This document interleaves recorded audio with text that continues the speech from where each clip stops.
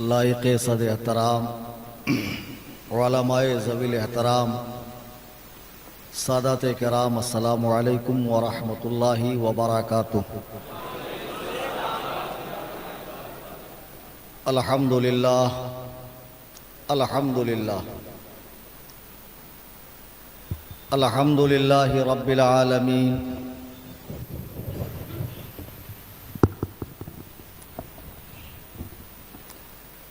والصلاة والسلام على سید الانبیاء والمرسلین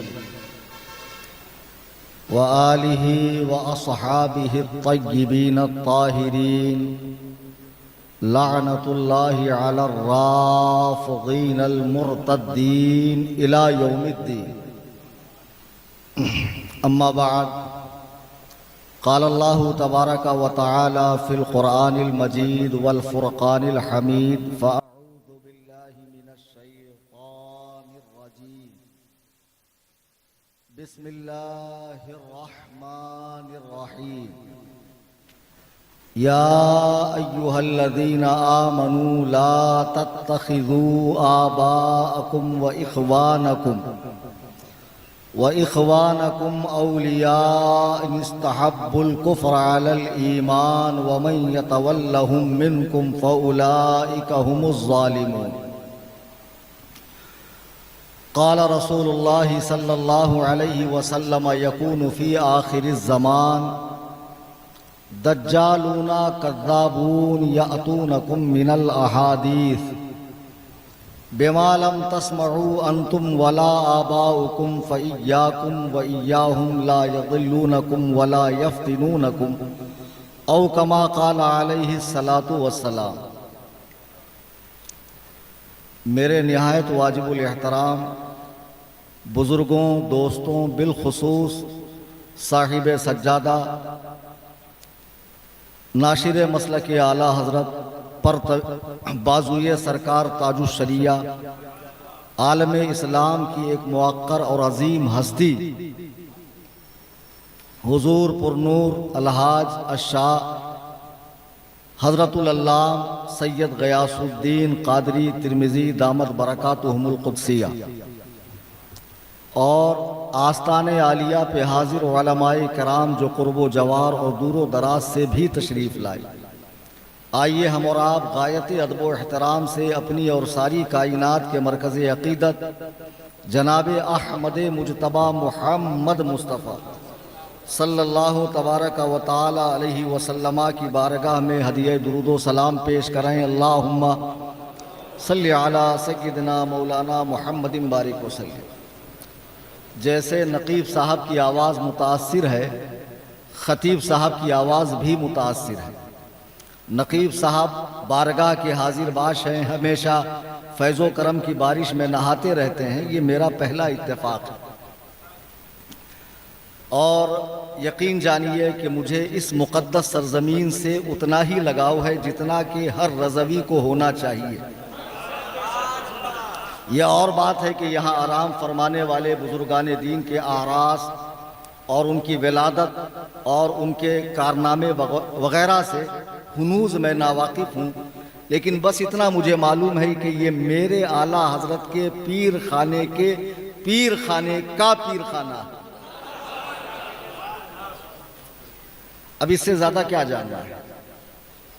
جب بریلی شریف حاضری ہوتی ہے سال میں ایک مرتبہ اور بیٹری چارج ہوتی ہے تو پورا سال الحمدللہ فرقہ باطلہ کی طبیعت سے دھلائی ہوتی ہے، کوئی کسر نہیں چھوڑی جاتی۔ اور آج تو میں پاور ہاؤس کے اندر آیا ہوں، اور یہاں سے میں جو لے کر جاؤں گا، تو میں نے کہا تھا نا 26 کو ڈھول پھٹے گا، تو دیکھو میں 24 کو حاضر آ گیا۔ تو اب وہ بیچارے انتظار کریں یوٹیوب کے اوپر جو میں ان کی علمی قلعی کھولنے والا ہوں۔ عزیزان محترم، اس مقدس بارگاہ میں بحیثیت خطیب میں نہیں آیا، ایک زائر کی حیثیت سے آیا۔ جب حضور صاحب سجادہ کا مجھے فون آیا، آج ہی کے دن مجھے ممبئی میں غیر مقلدیت کے حوالے سے ایک تقریر کرنی تھی، لیکن جب حضرت کا فون تشریف لایا میں نے سارے پروگرام رد کر دیے اور اسے اپنے لیے سعادت سمجھا، معراج سمجھا کہ پہلے مجھے وہاں جانا چاہیے۔ بہرحال حاضری ہو گئی، یہ سب سے بڑی بات ہے۔ اور میں اپنے سے پہلے خطیب صاحب کو سماعت کر رہا تھا، ماشاء اللہ بڑے فصیح اللسان ہیں، طلیق اللسان ہے، زبان و بیان کی نوک و پلک ان کی بہت زیادہ سدھری ہوئی ہے، اور ایک سے ایک قابل لوگ ماشاء اللہ یہاں تشریف لاتے ہیں، ماشاءاللہ بہت خوشی محسوس ہوتی ہے۔ ویسے تو ہندوستان میں مزارات کی کوئی کمی نہیں ہے، آراس کی کمی نہیں ہے، اور عرصوں کے نام پر جو دھینگا مشتی ہوتی ہے وہ ہم سے ڈھکا چھپا نہیں ہے۔ ایسی چند بارگاہیں ہوں گی جہاں کے آراس عین شریعت مطہرہ کے مطابق ہوتے ہوں، ان میں سے ایک یہ بارگاہ ہے جہاں علماء کی قدر ہوتی ہے اور عوام کچھ یہاں سے لے کر جاتے ہیں، واہ ورنہ اور جگہ ناڑے، گھوڑے، دھاگے، انگوٹھیاں، قوالی شریف کی کیسٹ اور پتہ نہیں کتنی چیزیں لوگ لے کر جاتے ہیں جن سے ان کا دنیا میں بھی بیڑا غرق ہے اور آخرت میں بھی غرق ہے۔ لیکن یہ وہ بارگاہیں ہیں، چند بارگاہیں کہ جہاں سے عوام کو علماء کے ذریعے نبی کریم صلی اللہ علیہ وسلم اور خدا وند قدوس و جبروت کا صحیح پیغام ملتا ہے۔ حضور صاحب سجادہ نے مجھ سے فرمایا، مجھے حکم دیا، میرے آقا ہیں، میرے مخدوم ہیں، اور ایسے مخدوم ہیں کہ جن کا احترام میرے پیر کرتے تھے۔ یہ پہلا اتفاق ہے، میں کالپی شریف میں ہوں، اور یہ پہلا اتفاق ہے کہ حضرت کی موجودگی میں عرض کرنے کی جسارت کر رہا ہوں، حضرت کی موجودگی میں عرض کر رہا ہوں، یہ پہلا اتفاق ہے، ورنہ ملاقاتیں تو کئی ہیں۔ اور حضور تاج الشریعہ کی بارگاہ میں حضور کے ساتھ، حضور غیاث ملت کے ساتھ حاضری ہوئی۔ میں نے اپنے شیخ کو جن کا احترام کرتا دیکھا، کیا میں ان کا احترام نہیں کروں گا؟ ان کی جوتی بھی میرے لیے تاج سر ہے، اور خدا کی قسم میں بڑا فخر محسوس کر رہا ہوں کہ حضور صاحب سجادہ نے مجھ حقیر کو طلب فرمایا اور مجھ سے کہا، کلیم حنفی، آپ کو بد مذہبیت کے حوالے سے، دیوبندیت کے حوالے سے کچھ باتیں کہنی ہیں۔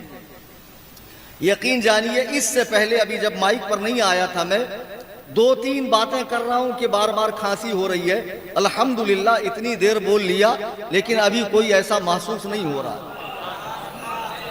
میں نے سورہ توبہ کی ایک آیت کریمہ پڑھی جس میں اللہ تبارک و تعالیٰ فرما رہا، یا ایھا الذین آمنوا لا تتخذوا آباءکم و اخوانکم، اے ایمان والو اپنے باپ اور بھائیوں کو دوست نہ بناؤ، ان استحبوا الکفر علی الایمان، اگر وہ ایمان کے بدلے کفر کو پسند کریں۔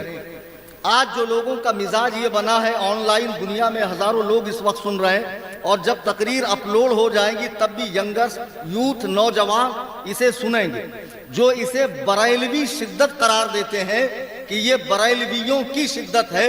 خدا کی قسم بنظر غائر اگر آپ قرآن و حدیث کا مطالعہ کریں گے تو یہ شدت آپ کو قرآن و حدیث میں ملے گی۔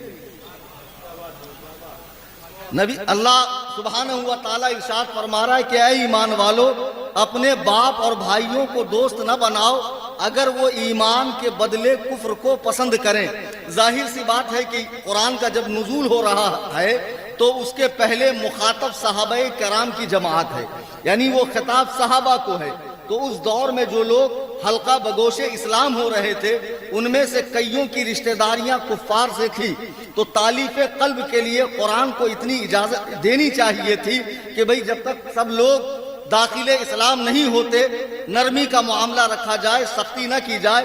لیکن قرآن نے شروع دن سے یہ مزاج بنایا، ادخلوا فی السلم کافہ، اسلام میں پورے آ جاؤ، آدھا تیتر آدھا بٹیر یہ ادھر نہیں چلے گا، آنا ہے پورے آ جاؤ اور جانا ہے تو پورے طور پہ چلے جاؤ۔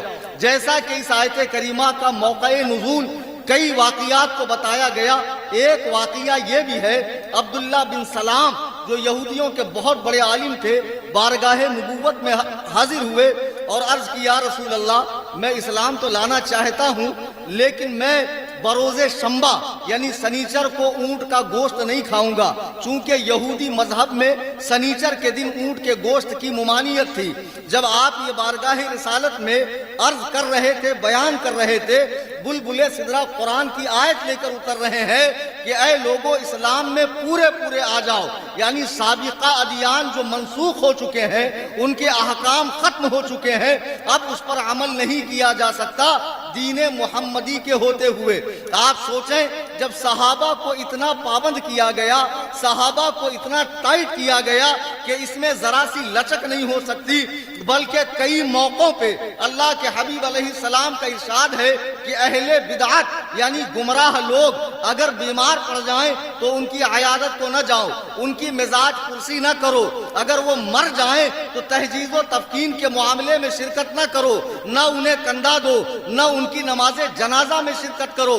ذرا غور کیجئے کہ جو لوگ صرف اہل سنت و جماعت سے خارج ہیں، بد مذہب ہیں، گمراہ ہیں، ان کے ساتھ اتنی سختی کی جائے گی تو جو سرے سے اسلام کا قلادہ گلے سے اتار چکے ہیں، اسلام کا پٹا گلے سے اتار چکے ہیں، اب ان کے ساتھ کتنی زیادہ سختی کی جانی چاہیے، ہونی چاہیے کہ نہیں ہونی چاہیے۔ لیکن جیسے آج کل ہر چیز میں ڈپلیکیٹ آ گیا، آپ ذرا بزرگوں سے پوچھیں کہ آپ کے زمانے میں مرغی کئی قسم کی ہوتی تھی، بولیں گے ایک ہی قسم کی ہوتی تھی، دیسی مرغی۔ اب جو فارم کی آئی ہے یہ 10-20 سال کے اندر آئی ہے۔ آپ کسی ایجڈ انسان سے پوچھیں آپ کے زمانے میں گائے کئی قسم کی ہوتی تھی، کہیں گے ایک ہی ہوتی تھی، دیسی گائے۔ یہ جو جرسی گائے آئی ہے اسرائیلی پروڈکٹ، یہ ابھی ابھی آئی ہے۔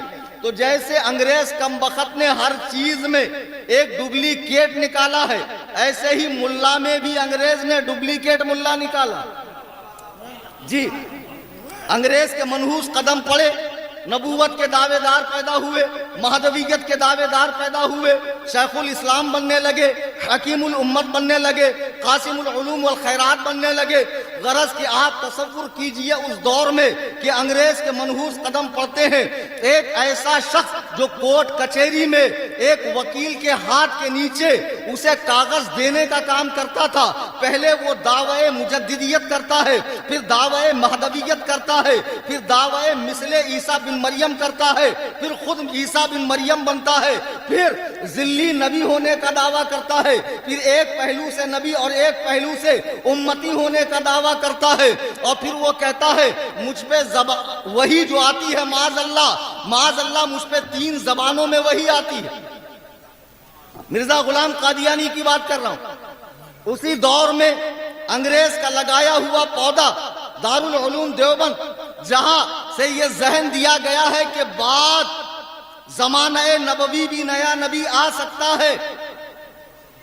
آج جو دیوبندیوں کی تبلیغ دیکھ کے متاثر ہے، ان کی داڑیاں، ان کی نمازوں کا حال، ان کا تقوی، طہارت، تزویح، مصلی، اور خوب دور و دراز دیہاتوں کے اندر جا کر تبلیغ کرنا۔ میں نے بارہا بتایا کہ پاخانے پہ چاندی کا ورق لگانے سے اصلیت نہیں بدلتی ہے، ورق ہٹا کے اندر کی گندگی دیکھو۔ اعلیٰ حضرت فرماتے ہیں، اور کیا خوب فرماتے ہیں، سونا جنگل رات اندھیری، چھائی بدلی کالی ہے، سونے والوں جاگتے رہیو، چوروں کی رکھوالی ہے۔ انگریز کم وقت نے ڈپلیکیٹ نبی بھی نکال دیا، ڈپلیکیٹ مولوی بھی نکال دیا۔ تو آپ کو کیا لگ رہا ڈپلیکیٹ پیر نہیں نکلے ہوں گے؟ آج ہم خانقاہوں پر دیکھ رہے ہیں تو رافضیت کی بولی جا رہی ہے، اور نسبتیں بڑی بڑی، تعلقات بڑے بڑے، القاب تو ایسے کہ عوام غش کھا کے گر جائے کہ 3 درجن القاب پیر صاحب اپنی ذات میں سموئے ہوئے ہیں۔ جن آستانوں پر بیٹھ کر تم رافضیوں کی بولی بول رہے ہو، ان بزرگوں کے معمولات کو تو تم نے اپنا لیا۔ عرس کرنا اور ختم کرنا اور ذکر و اذکار کرنا اور چلا کرنا، مراقبے کرنا، ذکر خفی و جلی کرنا، ان کے عقائد کو کیوں نہیں اپنایا؟ صرف معمولات کو اپنایا، عقائد کو کیوں نہیں اپنایا؟ آپ سرکار مخدوم کچوچھا رضی اللہ تعالیٰ عنہ کی لطائف اشرفیہ اٹھا کر دیکھیے کہ آپ نے امیر معاویہ پہ بھونکنے والوں کو رافضیوں کا ملعون فرقہ کہا۔ ہم دیکھ رہے ہیں کہ وہاں سے بھی کچھ رافضیت کی بولی جا رہی ہے، اور جو بڑی بڑی خانقاہیں ہیں وہاں سے بھی چند چوزے ایسے نکل رہے ہیں جو اپنے آبا و اجداد کی تعلیمات کے خلاف کر رہے ہیں۔ مسلمانوں، اس عرص پاک میں آئے ہو تو یہاں سے پیغام لے کر جاؤ، بحیثیت سنی مجھے اہل سنت و جماعت پر سختی سے قائم رہنا ہے، حضرات صحابہ و اہل بیت دونوں کا دامن تھامے رہنا ہے، اور اسی میں نجات ہے، اس لیے کہ اہل سنت کا ہے بیڑا پار اصحاب حضور، نجم ہے اور ناؤ عطرت رسول اللہ کی۔ تم کب انگریز کی سازش سمجھو گے؟ یہ جتنے فرقے ہیں، آج کسی شخص کو آپ پکڑو، تو کیا دیوبندی، تیرا باپ کیا کیسٹ بند، اگر بہت مبالغہ کر کے کہہ دیا باپ دیوبندی تو دادا کو دیوبندی ثابت نہیں کرے گا۔ کسی غیر مقلد کو پکڑیے، گوگل کے مقلد کو، وہ جو مسجدوں میں جہاں 25 لوگ کھڑے ہوتے ایک صف میں، اگر یہ 10 آ جائیں تو 11ویں کی گنجائش نہیں ہے، اتنا زیادہ پیر پھیلا لیں گے کہ بیچ میں سے قربانی کا دمبا نکل جائے گا، اور ہاتھ ایسے باندھیں گے، پیر اتنے پھیلے ہوئے، کم بخت کو اگر کوئی حوالدار بلائے ادھر آ تو اسی اسٹائل میں جائے گا، وہاں تو بڑے ادب سے حاضر ہوگا۔ بے وقوف، جب تو کسی حوالدار کے سامنے اس اکڑو اسٹائل میں نہیں جاتا ہے تو قرآن کہتا وَقُومُوا لِلَّهِ قَانِتِينَ، اپنے رب کے حضور ڈرتے ڈرتے کھڑے رہو۔ عاجزی کا انداز یہ ہے، عاجزی کا انداز یہ ہے۔ تو یہ غیر مقلدین کا فرقہ بھی انگریزی دور ہی کی پیداوار ہے۔ اچھا، لوگ بڑے چتر ہیں، نام ایسا رکھ لیتے ہیں اہل الحدیث، یعنی حدیث والے، تو معلوم پڑتا ہے واقعی میں یار حدیث والے تو یہ ہم لوگ کیا ہے، ہمارے پاس تو حدیث ہے ہی نہیں، کل حدیث تو انہی کے پاس ہے۔ اہل قرآن، قرآن والے، یعنی جب سے قرآن ہے، جب سے اہل قرآن ہے، چکما دیا جا رہا ہے۔ گلاب جامن کھاتے ہو نا، اس میں گلاب ہوتا ہے کہ جامن ہوتا ہے؟ گلاب ایک پھول ہے، جامن ایک پھل ہے، دونوں میں سے کچھ ہوتا ہے۔ تو ویسے یہ اہل حدیث ہے، نہ یہ اہل ہے نہ ان کے پاس حدیث ہے۔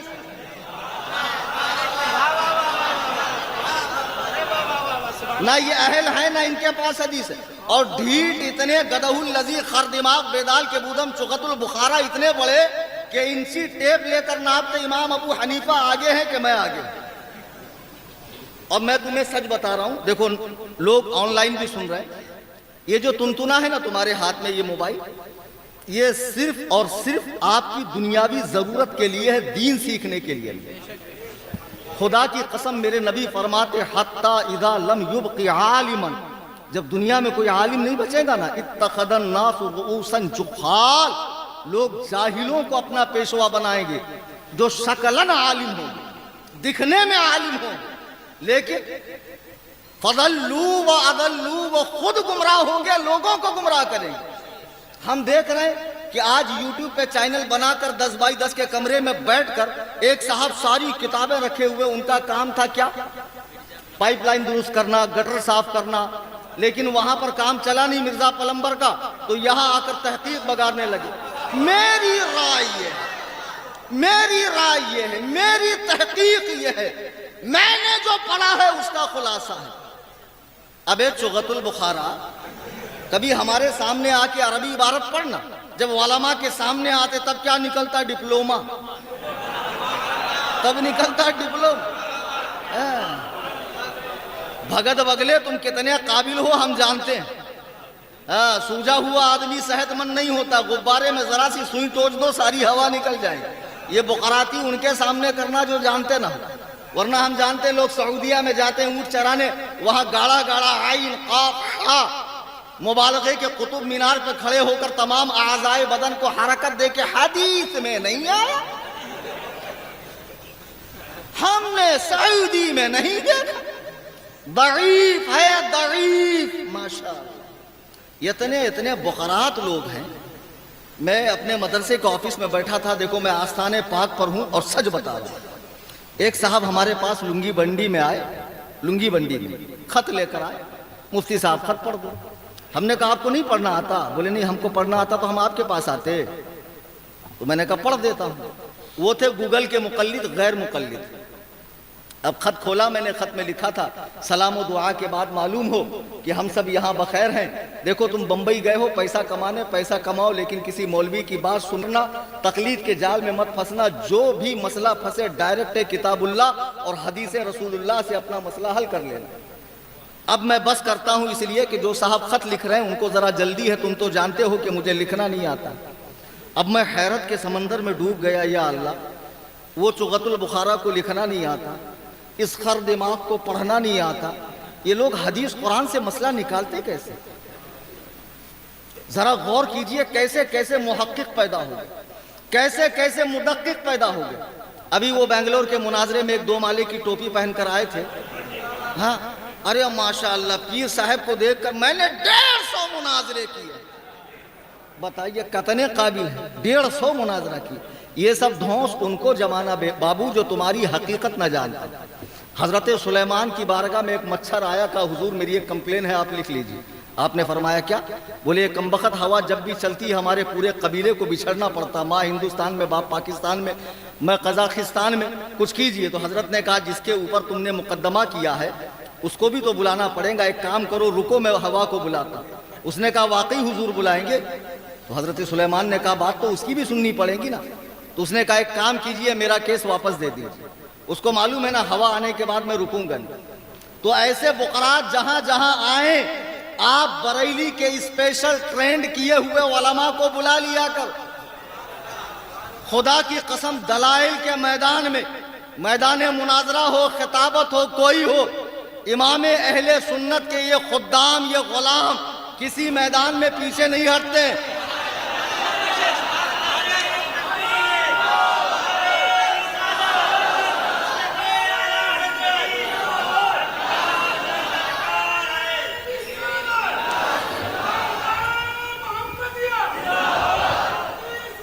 افسوس کی بات یہ ہے کہ ان 2 ٹکے کے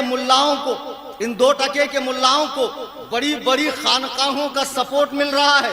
بھائی اگر میری سمجھ میں نہیں آ رہا ہے کہ آپ رافضیت کی بولی بول کیوں رہے ہو، آپ ایران کے رسیہ کیوں ہو گئے؟ اور میں تو ایران سے کہوں گا یار تمہارے چاہنے والے اتنے پیدا ہو گئے، ایک کام کرو ان کو بھی ایک بار دعوت پہ بلا لو جیسے اسماعیل ہانیہ کو بلائے تھے۔ ایران کی دعوت معلوم ہے نا پھر کیسے ہوتی، ہاں سیدھا جنت سے ایک اسٹاپ پہلے، تو سارے پیر صاحب وہیں پہنچ جائیں گے جو ایران کی بولی بول رہے ہیں۔ آج ایک عام فہم بات کی جاتی امام نسائی کے حوالے سے کہ امام نسائی نے فرمایا کہ حضرت امیر معاویہ کے شان میں کوئی صحیح حدیث نہیں ہے۔ آپ کو معلوم ہونا چاہیے علم حدیث کا اصول اور قاعدہ کہ علم حدیث میں صحیح کے مقابلے میں غلط نہیں آتا۔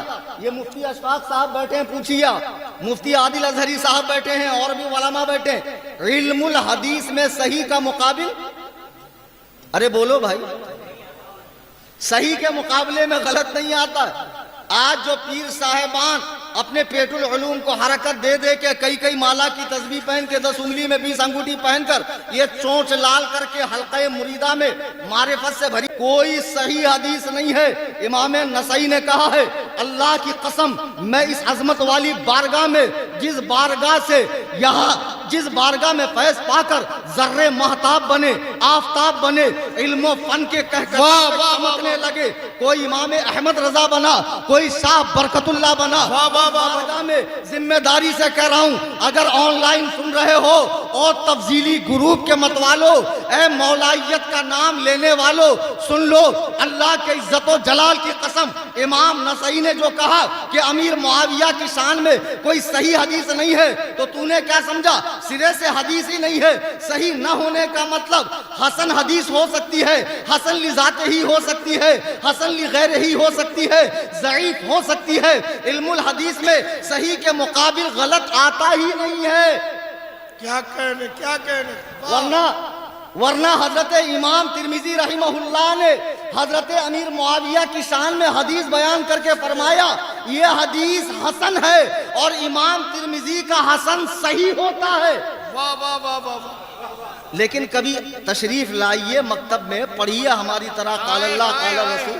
آپ کو تو باپ کی فیلڈ پہ راج کرنا ہے، اور جو اندھ بھکت ہیں انہی کے اندر کھیل کر آپ کو اپنی 7 پشتوں کے کھانے کا انتظام کرنا ہے۔ حساب سے رہیے پیر صاحب، اور اب تو ایسے ایسے پیر ہے سارا زور ان کے حلق کے اندر ہے، وہیں 4 دیواری میں بیٹھ کے ہاتھ میں بھکمنگوں کی طرح مائک لے کر گلا پھاڑیں گے، ہاں وہیں سے سارا مناظرہ کریں گے۔ 1 مہینہ ہو گیا چیلنج دے کر کہ بھئیہ آؤ فتاوی رضویہ ہم کو سمجھا، واہ واہ واہ واہ واہ، اور سمجھاؤ فتاوی رضویہ۔ جب لوگ قرآن پڑھ کے گمراہ ہو سکتے ہیں، حدیث پڑھ کر گمراہ ہو سکتے ہیں، تو فتاوی رضویہ سے گمراہ نہیں ہو سکتے؟ بالکل ہو سکتے ہیں۔ قرآن کہہ رہا یضل بہ کثیرا ویہدی بہ کثیرا، قرآن پڑھ کر لوگ گمراہ ہوں گے، قرآن سے لوگوں کو ہدایت ملے گی۔ اور یہ اہل حدیث حضور علیہ السلام کے فرامین کو اپنی عقلوں کے مطابق سمجھنے کی بنیاد پر گمراہ ہے۔ میں آپ کو ایک سچا واقعہ بتا کر اپنی بات کو مختصر کر دوں۔ ہمارے یہاں ایک صاحب تھے، پان پٹی چلاتے تھے، تو پان پٹی پہ کیا کرتے تھے، وہ پان کو چونا لگاتے تھے لیکن بول کر لگاتے تھے کتنا لگا۔ تو ماں نے کیا کہہ رہے تو ہو؟ پھر ماں نے کہا بیٹا ایسا کرو تم سعودیہ چلے جاؤ، سعودیہ میں بہت پیسہ ہے اور یہاں تو اتنا دھندا چل نہیں رہا ہے۔ تو بولے اماں ہم سعودی جا کے کیا کریں گے؟ بولے بیٹا وہاں بہت ریال ملیں گا تو سارا گھر کا کام کاج ہو جائے گا، بہن کی شادی ہو جائیں گی، تمہارے لیے بھی چاند جیسی دلہن لے کر آ جائیں گے۔ یہ میرے دیکھنے کا واقعہ، میں صحیح بتا رہا ہوں، لوگ حدیث قرآن پڑھ کر گمراہ کیسے ہوتے ہیں، اس بڑی بارگاہ سے آپ یہ ذہن لے کر اٹھیے۔ اب یہ صاحب سعودی گئے لیکن وہاں ان کا من نہیں لگ رہا تھا، نہ کھانا اچھا، نہ ہوا اچھی، نہ پانی اچھا، نہ ماحول وہاں کا جچ رہا تھا، اتنا صاف ستھرا ماحول جمتا نہیں لوگوں کو جلدی۔ تو اب یہ روزانہ اماں کو فون کریں، اماں ماحول جم نہیں رہا، اماں ماحول جم نہیں رہا ہے، کسی طرح ہم کو بلا لے۔ تو اماں کہتی بیٹا نہیں وہیں رہو۔ تو وہاں ملتا ہے خبوس، بڑی بڑی روٹی جو ہماری طرح نرم نرم روٹی ہوتی نہیں۔ تو انہوں نے سوچا کیوں نہ اماں کو 2-4 خبوز بھیجوں، کھائیں گی تو خود بخود اپنے لال کو بلا لے گی، بیٹا واپس آ جا۔ اب جب انہوں نے وہاں سے خبوز بھیجا تو اب ان کو یہ خوشی تھی کہ اماں فون کر کے مجھے بلائیں گی، لیکن اماں نے فون کر کے ایسے کہا کہ ان کے پیر کے نیچے کی زمین نکل گئی۔ اماں بولے بیٹا جو سعودیہ سے تبرک تم بھیجے تھے نا وہ پورے محلے کے لوگ لے کر گئے، ہم کو تو کچھ بچا ہی نہیں۔ ایک کام کرو نیکسٹ مرتبہ 10-20 اور زیادہ بھیجنا۔ اب یہ مرتا کیا نہ کرتا۔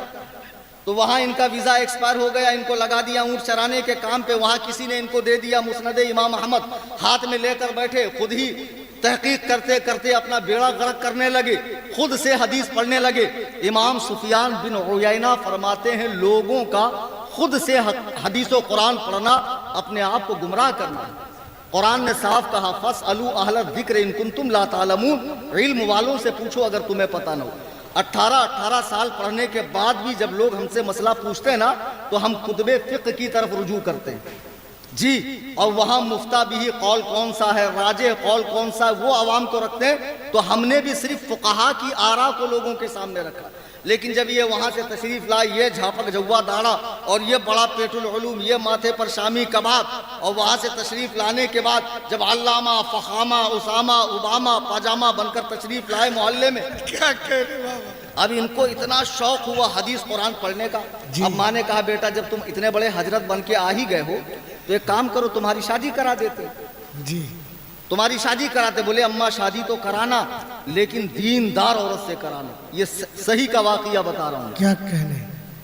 بولے دیندار عورت سے جو پکی نمازی ہو۔ اماں نے تلاش بسیار کے بعد ایک لڑکی ایسی ڈھونڈی جو نماز 5 وقتہ کی پابند تھی۔ بہرحال شادی ہو گئی علامہ صاحب کی ان کی۔ اب شادی ہونے کے بعد یہ بھی نماز پڑھ رہی ہے، علامہ صاحب بھی پڑھ رہے ہیں، لیکن ایک دن ایسا آیا کہ اس نے بیچاری نے نماز نہیں پڑھی۔ تو علامہ نے دیکھا ظہر میں نہیں پڑھی، عصر میں نہیں پڑھی، تو مغرب میں ان کی رگے خباثت پھڑک گئی۔ کہا تم نے ظہر عصر کیوں نہیں پڑھی؟ تو اس نے کہا اے میرے شوہر، اے میرے سرتاج، میں اس منزل میں ہوں جہاں مجھے نماز نہیں پڑھنی چاہیے۔ بولے کچھ نہیں، حدیث میں آتا ہے نماز کسی حالت میں معاف نہیں ہے، نماز تم کو پڑھنی پڑے گی۔ واہ، تو وہ سمجھی شاید حضرت سمجھے نہیں، تو بولے حضور مجھے آ رہا ہے۔ بولے آ رہا ہو چاہے جا رہا ہو، نماز تم کو پڑھنی پڑے گی۔ ابھی بیچاری بڑی پریشان، تو اس نے کھل کر کہا حضور میں حائضہ ہوں، میں نماز نہیں پڑھ سکتی۔ تو انہوں نے حدیث سنا دی سنن ابو داؤد کو، واہ، لا تقبل صلاۃ حائض الا بخمار، حیض والی کی نماز نہیں ہوتی جب تک اوڑھنی نہ اوڑھے، اوڑھنی اوڑھ لے نماز ہو جائے۔ پریشان کہ اب تک تو مفتی کلیم سے سنی تھی، کلیم حنفی سے، کہ اس حالت میں اگر کوئی قصدن نماز پڑھے تو کافرہ ہو جائے گی، اور یہ پتہ نہیں کون سی حدیث پڑھ کے آیا، ڈائریکٹ عربی میں بول رہا ہے اور بتا رہا ہے کہ نماز اوڑھنی اوڑھ کر پڑھو۔ تو اس نے کہا ایک کام کرو میں مائکے جاتی ہوں، پہلے ٹھیک ٹھاک سے مسئلہ سمجھ کے آتی ہوں۔ پھر یہ آئی، آنے کے بعد محلے کی عورتوں سے ڈسکس کیا، اچھا یہ بتاؤ کہ تم کوئی دین کا مسئلہ جانتی ہو؟ عورتوں نے کہا نہیں ہم تو روٹی بنانا جانتی ہے، لیپنا پوتنا جانتی ہے، دین کا مسئلہ تو مفتی صاحب جانتے ہیں۔ بولے ایسا ایسا مسئلہ ہے۔ تو عورتوں نے کہا تمہارا شوہر پاگل ہو گیا، بیوقوف ہو گیا، وہ کیسے نماز پڑھنے کے لیے کہہ رہا؟ چلو مفتی کلیم کے پاس۔ ہمارے پاس استفتاء آیا کہ حضور میرا شوہر ایسا کہتا ہے تو میں سمجھ گیا کہ اس کو مرض کیا لگا ہے خود سے حدیث و قرآن پڑھنے۔ جو علماء کے پاس نہیں آتے نا، گھر میں بیٹھے بیٹھے ہی دین سیکھتے ہیں، سارا کے سارا موبائل سے، خدا کی قسم گمراہ ہو جاؤں گا، اور شیطان کو گمراہ کرتے دیر نہیں لگتی۔ جی جی جی آج جب مدارس ہیں، علماء ہیں، سچ ہے۔ اور جگہ جگہ پیران کرام ہیں، آستانے ہیں، یہاں سے جڑ کر ان کے ذریعے دین سیکھو۔ دین کے نام پر کسی بھی گروپ میں، کسی بھی چینل میں کہیں بھی ایڈ مت ہو، ورنہ ایمان کا طوطا اڑتے دیر نہیں لگے۔ بے شک۔ میں نے اس خاتون سے کہا ایک کام کر، پہلے تو تم کو شادی کرنی نہیں چاہیے تھی، اب تم نے کرا تو ایک ٹرائی میں ماروں گا، تم وہاں چلی جاؤ اور ہماری دعوت کرو۔ پھر وہ گئی، ہماری دعوت کی، اور ہم وہاں جا کر بیٹھے تو سامنے سے وہ فضیلت الشیخ حفظہ اللہ تشریف لا رہے تھے اپنے وجود نامسعود کے ساتھ۔ جب قریب آئے بولے مولوی صاحب آپ تشریف لائے ہیں اس حنفیہ کی وکالت کرنے کے؟ معاذ اللہ رب العالمین۔ ارے تو میں نے کہا آپ اتنے بکھر کیوں رہے، آرام سے آپ بیٹھیے۔ تو بولے دیکھیے مولوی صاحب جو بھی بات ہم سے کیجئے گا قرآن سے یا حدیث سے، قرآن سے یا حدیث سے، تیسری بات نہیں کرنا۔ تو میں نے کہا آپ بیٹھیے، میں قرآن حدیثی سے بات کروں گا، آپ ذرا یہ بتائیے کہ عورت و مرد کی نماز میں کوئی فرق ہے کہ نہیں؟ بولے کوئی فرق نہیں ہے، بخاری کی حدیث ہے، اللہ کے نبی فرماتے ہیں صلو کما رأیتمونی اصلی، نماز پڑھو جیسے مجھے پڑھتا دیکھتے ہو۔ نبی کا یہ فرمان عورتوں کے لیے بھی ہے، مردوں کے لیے بھی ہے۔ یہ آپ حنفیوں نے الگ کیا ہے، عورتوں کا طریقہ الگ، مردوں کا طریقہ الگ۔ میں نے کہا ماشاءاللہ آپ تو ہر بات میں حدیث پیش کرتے۔ بولے تب سعودیہ میں 8 سال رہا ہوں میں۔ اچھا، تو میں نے کہا اچھا کوئی فرق نہیں ہے، ایک تو مسئلہ یہ بتا دیجئے کہ اگر کسی مرد کے بال بڑے ہوں اور وہ جوڑا باندھ لے، نماز ہوگی؟ بولے نہیں ہوگی۔ سنن نسائی کی حدیث ہے، حضور نے فرمایا ہرگز کوئی لمبے بال والا بالوں کا جوڑا باندھ کر نماز نہ پڑھے ورنہ نماز نہیں ہوگی۔ میں نے کہا اگر عورت باندھے؟ بولے ہو جائیں گے۔ تو میں نے کہا ابھی تو تم کہہ رہے تو کوئی فرق نہیں۔ بولے نہیں ایک فرق ہے۔ میں نے کہا بغیر ٹوپی کے؟ بولے بالکل ہو جائے گی۔ یہ تو بغیر ٹوپی کے پڑھتے ہی ہے نا، ان کو ٹوپی بھی بوجھ معلوم پڑتی ہے۔ بتاؤ کیسے منحوس ہے، جان بوجھ کے ٹوپی نہیں لگا، اور اتنی جلدی رہتی دعا ایسے مانگتے مجھے مت دے، پیچھے والے کو دے، اور کچھ ایسے مانگتے دینا ہے تو دے، نہیں تو مت دے، سنت نہیں پڑھیں گے۔ تو پھر میں نے کہا بغیر ٹوپی کے ہوں گے؟ بولے بالکل ہوگی، حدیث پاک میں آتا ہے کہ صحابہ کرام بغیر ٹوپیوں کے نماز پڑھتے تھے۔ اور میں نے کہا عورت؟ بولے نہ، عورت کو اگر اتنی پتلی اوڑھنی اوڑھی کہ اس کے بالوں کی سیاہی دکھی تب بھی نماز نہیں ہوگی۔ میں نے کہا ابھی تو تم کہہ رہے تو کوئی فرق نہیں۔ بولے مفتی صاحب 2 فرق ہے۔ تو میں نے کہا یہ بتاؤ، جیسے جب کوئی فرق نہیں ہے تو عورت اقامت دے سکتی ہے، اقامت کہہ سکتی ہے؟ بولے نہیں۔ تو میں نے کہا دیکھو فرق تو نکلا، عورت مردوں کی صف میں کھڑے ہو سکتی ہے؟ بولے نہیں۔ عورت اذان دے سکتی ہے؟ نہیں۔ عورت امامت کر سکتی ہے؟ نہیں۔ کئی فرق گنواتا گیا تو علامہ صاحب کا جوش ٹھنڈا ہوا، سمجھ گئے مولوی صاحب سامنے قابل ہیں۔ تو بولے حضور وہ سب تو ٹھیک ہے، لیکن میں نے جو حدیث پڑھا وہ غلط ہے۔ اللہ کے نبی فرماتے ہیں کہ حائضہ کی نماز نہیں ہوگی جب تک اوڑھنی نہ اوڑھے۔ تو میں نے اس کو پوچھا یہ بتاؤ حدیث آج سے ہے؟ بولے نہیں حدیث تو 1500 سال سے۔ اور میں نے کہا عورتیں؟ بولے عورتیں بھی تب سے ہیں۔ تو میں نے کہا کسی محدث، کسی فقیہ، کسی مجتہد، کسی عالم کو سمجھ میں نہیں آیا، ڈائریکٹ تم کو سمجھ میں آیا اس حدیث کا یہ مطلب ہے؟ تو بولے حضور اس کا اور کیا مطلب ہے، حائزن کا مطلب کیا ہے؟ میں نے کہا بے وقوف، حدیث و قرآن پڑھنے کے لیے 20 علوم چاہیے۔ کتنے؟ 20۔ سبحان اللہ۔ زیادہ بقراتی مت کیا کرو، چلے میں جا کر آ گئے اور چوک درس دینا شروع کر دیا اور حدیث میں آتا ہے۔ مبادہ رسول اللہ کی طرف کوئی بات غلط منسوب ہو گئی تو ٹھکانہ جہنم ہو جائے گا تمہارا۔ تو میں نے کہا اس حدیث کا مطلب تم کو معلوم ہے؟ حائزن کا مطلب کیا؟ بولے جسے حیض آ رہا ہو۔ میں نے کہا نہیں، یہ لغوی معنی ہے، حدیث میں لغوی معنی مراد نہیں ہے۔ حائزن بمعنی بالغتن، اللہ کے نبی فرماتے ہیں جب کوئی لڑکی بالغ ہو جائے تو اب بالغ بچی کی نماز بغیر اوڑھنی کے نہیں ہوتی ہے۔ یا حائزن بمعنی بالغتن ہے۔ حدیث و قرآن پڑھنے کے لیے مدرسے میں خاک چھاننی پڑتی ہے، 8 سال کا درس نظامی کرنا پڑتا ہے، تب آخری میں ہم کو بخاری دی جاتی ہے اور یہ لوگ پہلے دن سے ہی جو ہے بخاری کھول کر اسلام 360 اور یہاں وہاں گوگل کی معرفت دین سیکھتے ہیں. خدا کی قسم ایسے ہی لوگ گمراہ ہوتے ہیں, ایسے ہی لوگ مرزا کذاب کا شکار ہوتے ہیں, ایسے ہی لوگ مرزا غلام احمد قادیانی کا شکار ہوتے ہیں, ایسے ہی لوگ یونس گوبر شاہی کا شکار ہوتے ہیں. اب سنو, فتنے تو اتنے آنے والے ہیں. میرے آقا فرماتے ہیں لوگ قبروں کے پاس جا کر تمنا کریں گے, اے کاش اس قبر میں بجائے اس مردے کے میں ہوتا. ہاتھ میں انگارہ رکھنا آسان ہوگا, دین پر چلنا مشکل ہوگا. یہ وہی دور ہے. اگر اس دور میں ایمان کی سلامتی چاہتے ہو, اللہ کے عزت و جلال کی قسم, رسول کریم کی اولاد کی موجودگی میں کہہ رہا ہوں, آپ امن و امان والا راستہ مسلک اعلی حضرت کو اسی میں آپ کے ایمان کی سلامتی. نعرہ تکبیر, نعرہ رسالت, عرس احمدی, حضور صاحب سجادہ, غازی اسلام, صوفی کلیم حنفی صاحب قبلہ.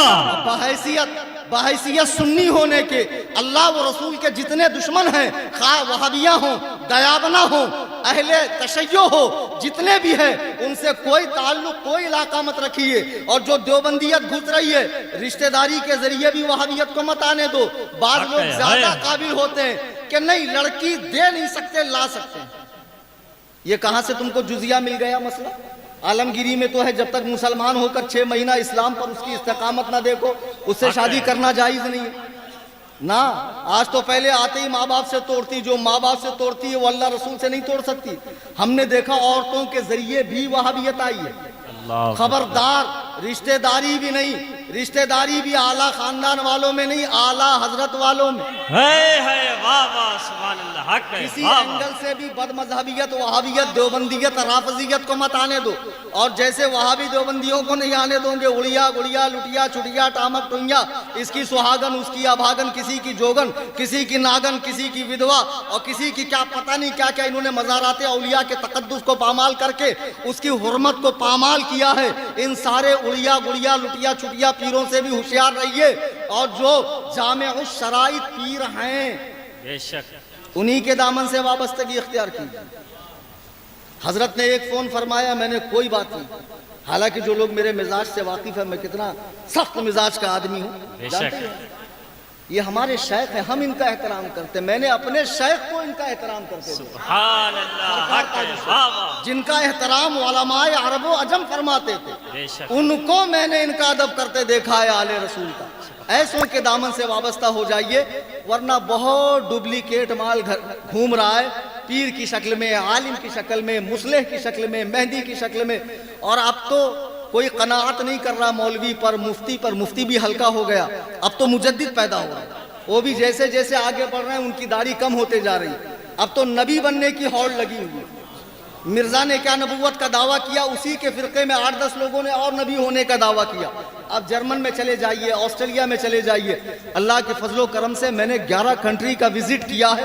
اور دنیا میں جہاں جاتا ہوں, ابھی گزشتہ مہینے میں ہانگ کانگ اور چائنا گیا ہوا تھا, اسی انداز میں اپنے مسلک کو پیش کرتا ہوں. سبحان اللہ. اور اللہ تبارک و تعالیٰ یہ ہمت و جرات میرے شیخ کے صدقے میں سلامت رکھے. باتیں بہت طویل نہیں کرنی, یقین جانیے مفتی عادل صاحب گواہ ہے, میں 2 منٹ بات نہیں کر پا رہا تھا کھانسی کی وجہ سے. پتہ نہیں کیسے آدھا گھنٹہ اور پونا گھنٹہ تقریر کر. سبحان اللہ. یہ کرم نہیں تو کیا ہے. زندگی سلامت رہی, دوبارہ آپ کے سامنے آنے کا اتفاق ہوا, پھر انشاءاللہ سلسلہ کلام کو میں دراز کروں گا. ہمارے انشاءاللہ میرے شیخ نے فرما دیا, سبحان اللہ, واہ واہ. عرس محمدی تو 24 شعبان المعظم انشاءاللہ الرحمن, پھر تب قاعدے سے خبر لی جائے گی. سر دست حاضری مقصود تھی سو ہو گئی. اللہ تبارک و تعالیٰ دوران تقریر قرآن کریم پڑھنے میں, حدیث پاک کے الفاظ بولنے میں, کوئی واقعہ نقل کرنے میں بارگاہ کا تقدس اگر پامال ہوا ہو, مجھ سے کوئی غلطی ہوئی ہو, تمام حاضرین سامعین کے سامنے میں توبہ کرتا ہوں. استغفر اللہ ربی